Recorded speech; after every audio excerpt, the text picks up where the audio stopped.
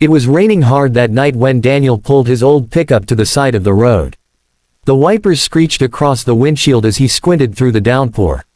He had just finished a long shift at the construction site, exhausted, his hands blistered and his back sore. But something made him stop. In the headlights, a small figure was limping along the muddy road, clutching two little girls in her arms. Her clothes were torn, her face bruised, and the children, maybe 5 or 6, were shivering in soaked dresses. Daniel jumped out instantly. "Hey, are you all right?" he called out, rushing over.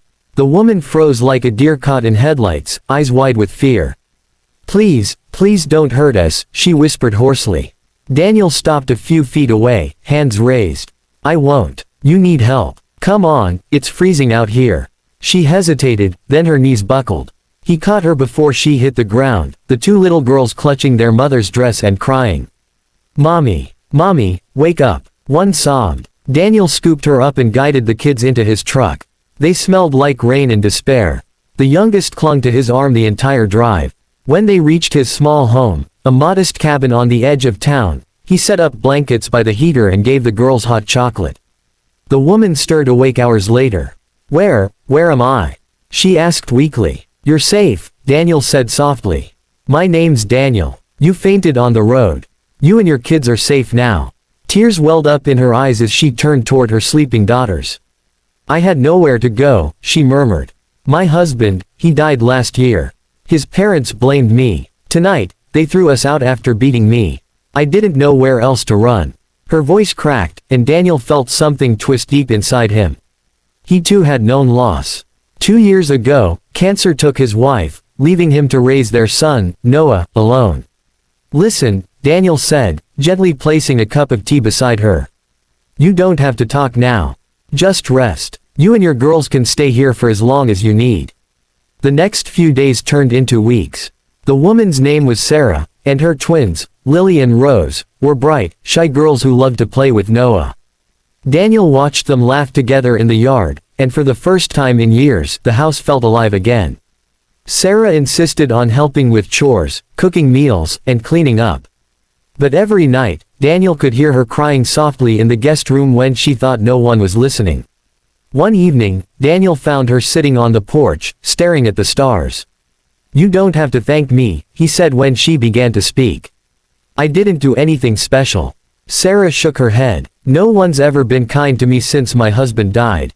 You gave me back a bit of hope." Her voice trembled. "I'm scared, Daniel. I have no money, no job, and I can't go back to that house."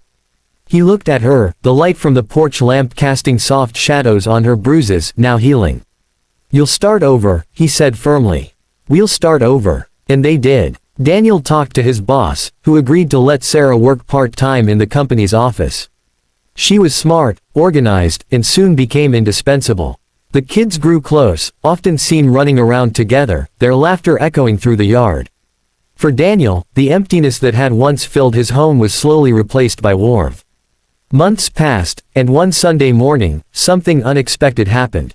Noah, Lily, and Rose had been playing by the lake nearby when they heard a scream. Noah had slipped into the water. Before anyone could react, Sarah dove in, fighting against the current. Daniel arrived just in time to see her dragging Noah back to shore, gasping for breath. "I've already lost too many people," she sobbed as she held the boy tightly. "I couldn't let him go too." Daniel knelt beside them, overcome with emotion. "You didn't just save my son, Sarah," he whispered, "you saved me too." From that day, things changed between them. There were glances that lingered, smiles that carried unspoken feelings. But Daniel, humble and cautious, didn't want to ruin what they had. It was Noah who finally broke the silence one night at dinner. "Dad," he said innocently, "can Miss Sarah be my mom?" The table went quiet. Sarah's eyes filled with tears, and Daniel's heart pounded. "Noah," he began, but Sarah reached across the table and took his hand. "I'd love that," she whispered. It wasn't a fairy tale wedding or some perfect ending. It was two broken souls finding each other in life's wreckage, helping one another heal. Sarah rebuilt her confidence, Daniel rediscovered love, and together they built a home full of laughter and light. The twins adored Daniel as much as Noah loved Sarah.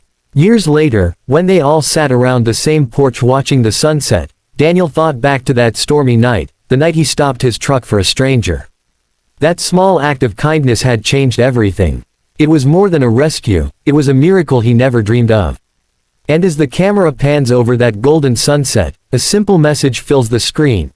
One act of compassion can change more than one life, it can create a family. If this story touched your heart, don't forget to like, share, and subscribe. Somewhere out there, someone just like Daniel might need to be reminded, hope still exists, and sometimes, it starts with stopping for someone in the rain.